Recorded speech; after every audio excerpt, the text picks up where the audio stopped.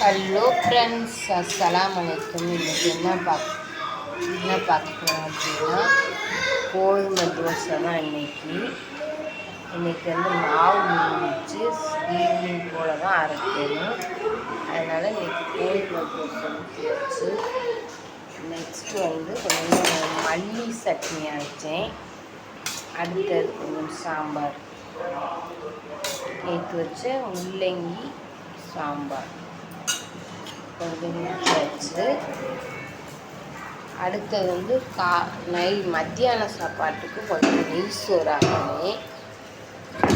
பாருங்கள், நெய் சோறு கொஞ்சம் ஆக்கியாச்சு.